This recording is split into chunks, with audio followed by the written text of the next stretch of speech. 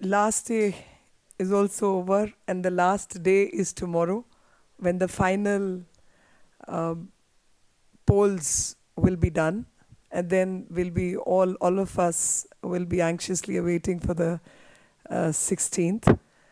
We know that people of this country are going to vote for a stable government, a strong government, because the past experiments have not done things which are good for the country.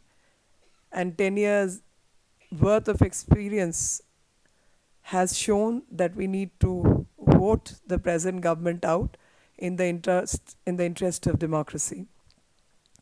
And as elections are reaching its close, we were hoping that people who started this battle with great deal of arrogance, logically they will be reduced to two figures, two-digit mark.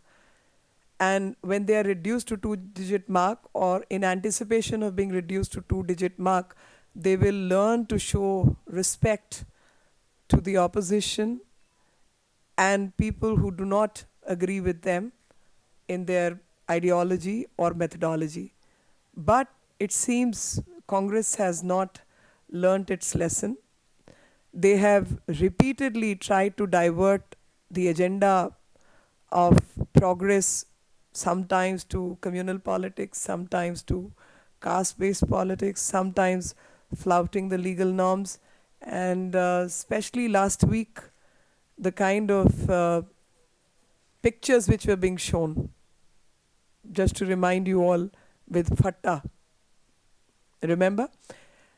And it is in this context that one knew that they can get down to any type of dirty politics just to gain some seats and win some seats, and forgot their own vice president's picture with Billa from Bharatpur, a known criminal, has a history sheeter, and not just a picture like most people in most mass leaders will have pictures with people who just walk up to them and get their pictures done. But here was a person who sat on somebody's motorcycle without, I assume, without verifying the antecedents.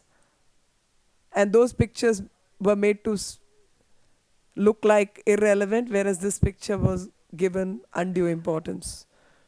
And it is in this context that today's press conference of Mr. Singhvi needs to be looked at. मित्रों, चुनाव जो है अपनी चरम चरण में है और आखिरी दिन कल तय हो चुका है. भारत की जनता ने इस बार तय कर लिया है कि एक दृढ़ नेतृत्व देश को देने की आवश्यकता है, और वो दृढ़ नेतृत्व देने के लिए तत्पर है. कल का जो आखिरी पोल्स हैं, और उसी सिलसिले को समझते हुए हमें उम्मीद थी कि कांग्रेस पार्टी शायद अपने विपक्षियों के प्रति कुछ आदर रखना सीख लेगी. जो लोग उनकी आइडियोलॉजी से मेल नहीं खाते और देश के विषय में जिनके तरीके भिन्न हैं और काम करने के तरीके भिन्न हैं, उनके प्रति कुछ आदर सीख लेंगे. लेकिन ऐसा लगता है कि वो सब कुछ नहीं हुआ. पहले जो विकास का मुद्दा था उसको भ्रमित करके कहीं ना कहीं सांप्रदायिकता का मुद्दा बनाने की कोशिश हुई. भ्रमित करके वापस जाति के नाम पर राजनीति हुई. और अब पिछले हफ्ते एक फट्टा नाम के व्यक्ति के साथ कुछ फ़ोटो रिलीज़ करने की कोशिश थी. और ऐसे में कांग्रेस पार्टी भूल गई कि इनके अपने जो उपाध्यक्ष हैं पार्टी के, श्री राहुल गांधी जी, उनकी तस्वीर आरिफ बिल्ला के साथ मिली, जो कि भरतपुर से हिस्ट्री शीटर है.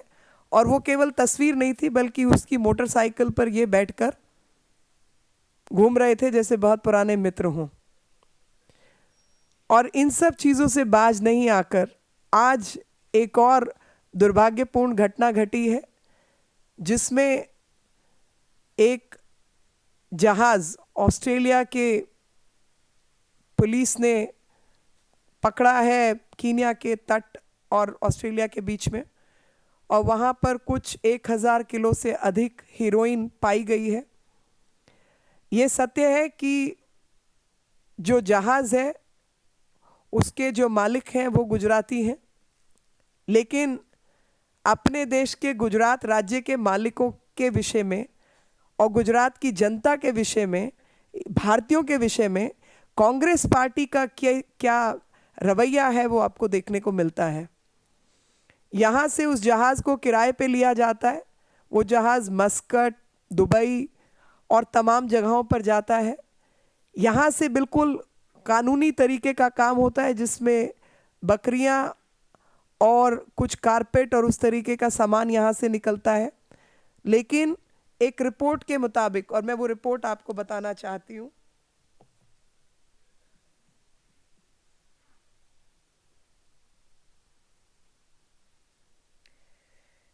Central agency directorate of revenue intelligence DRI के मुताबिक जो नारकोटिक्स हैं वो लोड हुए थे पाकिस्तान की तट से, और भारत में आए बिना वो बाहर कीनिया के लिए रवाना हो गया था। और कोई व्यक्ति हैं बाना करके जो कि उस बोट में चढ़े थे और उस सब सामान को कीनिया लेके गए। उसके बाद ये और डिटेल में एक जगह आता है कि जीवानी पोर्ट है पाकिस्तान में, और वहाँ से 1023 किलो हीरोइन सालिया डो में लक्ष्मी नारायण करके उसमें डाली गई, जो 8 नॉटिकल माइल्स पाकिस्तान की कोस्ट से बाहर रखा गया। और ये इंटेरोगेशन जो 7 सेलर्स हैं उनकी इंटेरोगेशन से पता चला कि वो लोग कीनिया से भागकर, जब ऑस्ट्रेलियन नेवी ने उनको पकड़ लिया, वो भागकर यहाँ पहुँचे। और सेलर्स के सवालों के जवाब में ये पता चला कि एक कोई व्यक्ति हैं हुसैन इश्क राव, उनको 16,000 रुपये दिए गए जो कि डो चलाने वाले थे, और बाकी जो सेलर्स थे, जो नाविक थे, उनको 4-4 हज़ार रुपये अधिक मिले। इंटेरोगेशन ने ये रिवील किया कि ये सब काम पाकिस्तान के इर्द गिर्द हुआ। इसी सिलसिले में जो DGP हैं PC ठाकुर, उन्होंने एक इंक्वायरी ऑर्डर की और CID को ये क्राइम जो है सौंपा गया। ADG रैंक के ऑफिसर श्री प्रमोद कुमार इसकी इंक्वायरी कर रहे हैं, और जो 12 लोग डिटेन किए गए ऑस्ट्रेलियन नेवी के द्वारा, उसमें से एक पाकिस्तानी नेशनल है, और एक स्ट्रॉन्ग पॉसिबिलिटी है कि नारकोटिक कंसाइनमेंट जो है वो वहाँ पर जो खाली बियाबान समुद्र का हिस्सा है वहाँ पर इस प्रकार का कुछ लेन देन हुआ होगा, जो इंटरनेशनल वाटर्स हैं वहाँ पर। और उनकी इंटेरोगेशन रिपोर्ट जो ऑस्ट्रेलियन है उसको प्रमोद कुमार जी ने मंगाया है, और जो लक्ष्मी नारायण है उसके 6 मेंबर्स को कहा है कि crew who returned to Jamnagar from Kenya were questioned by Special Operation Group. Now, मैं 2-3 विषय इसमें और जोड़ना चाहती हूँ। पहला ये कि जो भी स्मगलिंग ऑपरेशंस होती हैं देश भर में, किसी भी राज्य में कहीं पर भी, उसकी जिम्मेवारी 5 सेंट्रल एजेंसीज की है जो सेंट्रल गवर्नमेंट के सीधी निगरानी में काम करती हैं। पहला उस एजेंसी का नाम है नारकोटिक्स कंट्रोल ब्यूरो, जो कि मिनिस्ट्री ऑफ होम के तहत काम करता है। दूसरा बॉर्डर सिक्योरिटी फोर्स, वो भी मिनिस्ट्री ऑफ होम के तहत काम करती है। कोस्ट गार्ड नेवल ऑपरेशंस है। Customs ministry of finance. DRI again ministry of finance.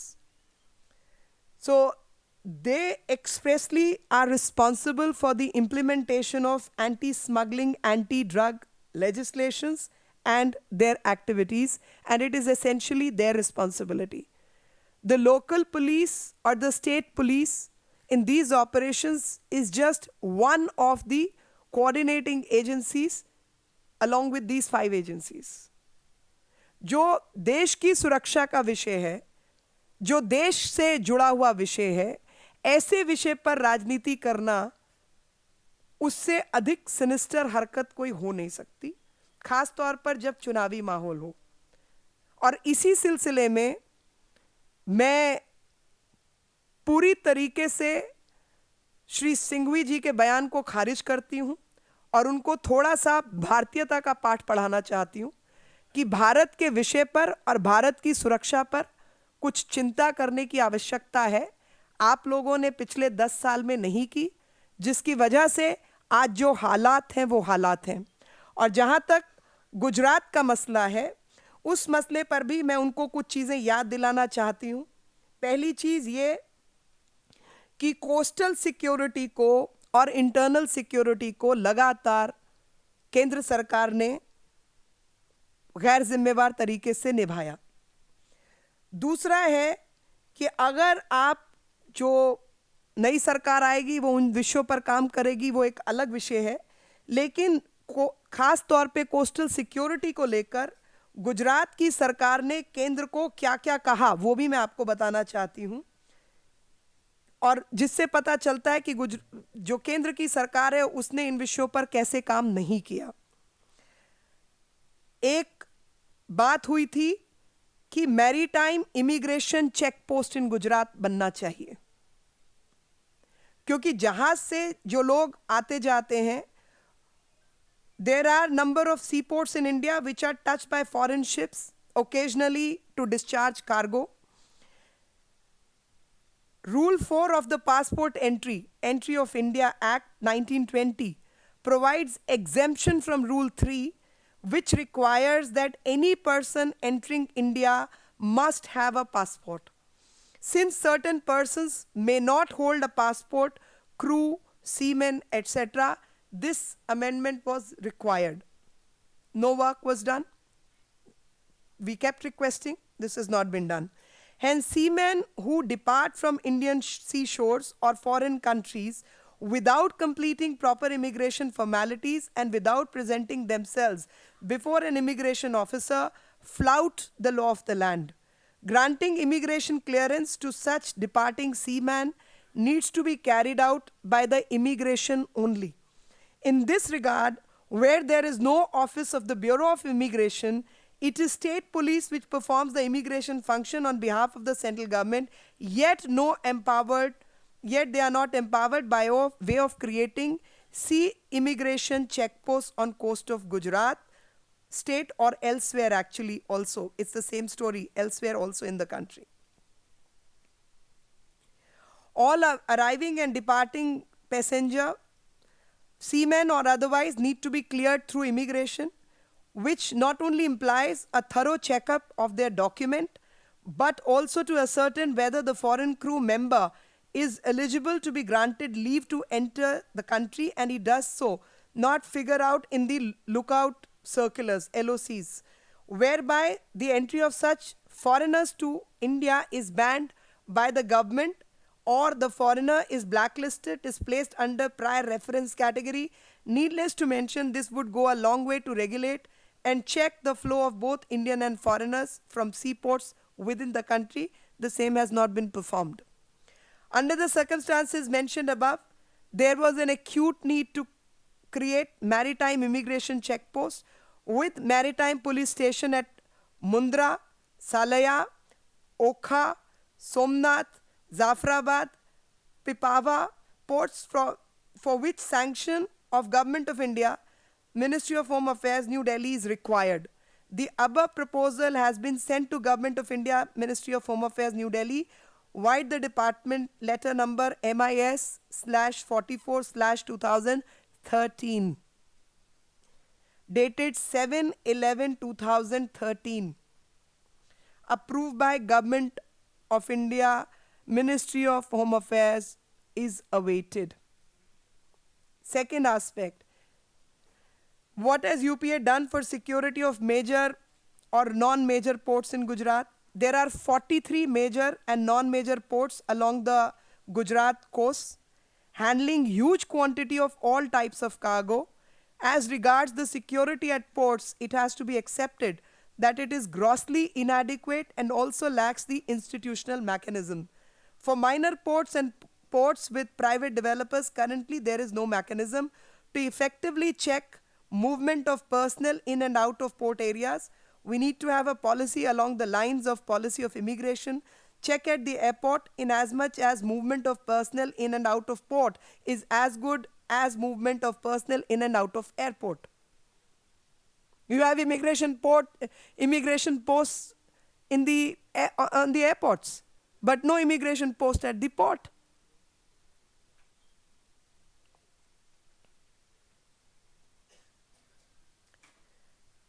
At present, the security of ports are being managed by the private security guards and local police. To protect these ports, the specialized force with modern weapon and equipment is required. Currently, the security system used by the ports are inadequate, and in the absence of specialized equipment, unwanted materials can be smuggled in and out easily. There is an urgent need to form uniform policy by the central government to secure the ports. Now, why has Government of India not responded to the proposal of setting up training academy despite CM raising the issue with PM and PM giving assurance? To manage all this, we all know India has a very, very long coastline, and Gujarat itself has a very long coastline. So Gujarat state proposed setting up of an academy to man the ports. We need a different kind of training. In view of the long coastline of Gujarat, the Gujarat government has taken several steps to ensure coastal security. Gujarat government sanctioned Marine Task Force Battalion, and already 1,000 police personnel are working in marine police stations, but there is no training facility available in Gujarat, and also there is no marine training academy in the country. Gujarat government is arranging training to marine police officer staff with the help of Coast Guard and Navy, but these trainings are not adequate enough, as Coast Guard or Navy has no permanent training facility in the state, and also the period of training is very short. There is a need to set up dedicated training academy and associated infrastructure for marine police in Gujarat by the central government. Government of Gujarat has already earmarked 250 acres of land and principally agreed to provide this land free of cost in Jamnagar district for the institute. Now friends, matter is very simple. You have the final polls tomorrow. Even an issue which is of international importance and is busy linking it to Pakistan, Government of India chooses to protect Pakistan and denigrate its own state called Gujarat. If this is not sinister politics, what else is? I think this one reason should be enough for people of this country to vote Congress out in the last phase. जिन लोगों को देश की सुरक्षा की चिंता नहीं है, जो पाकिस्तान के बचाव में खड़े हुए दिखाई देते हैं और अपने ही देश के राज्य को लगातार डेनिग्रेट करने की कोशिश करते हैं, ऐसे लोगों को सरकार में, खास तौर पे भारत की सरकार कहने का अधिकार नहीं होना चाहिए। जो देश की सुरक्षा के साथ राजनीति कर सकते हैं, जो 26/11 के मामलों को भूल जाते हैं और इस तरीके की जो अभद्र राजनीति करने वाले हैं, उनका एक दिन भी उन कुर्सियों पर बने रहना देश के लिए दुश्वार है और सबसे बड़ा खतरा है। लगातार जो चीजें शुरू हुई थी 26/11 को दिमाग में रखते हुए, उस पर कोई काम नहीं किया। भारत की सुरक्षा को, आंतरिक सुरक्षा को, बाह्य सुरक्षा को लगातार कॉम्प्रोमाइज किया और पाकिस्तान जैसे देश को लगातार बचने का मौका देते रहे। अब की बार श्री सिंघवी जी ने दिया, उससे पूर्व में एंटनी जी दे चुके हैं और इसलिए अब की बार मोदी सरकार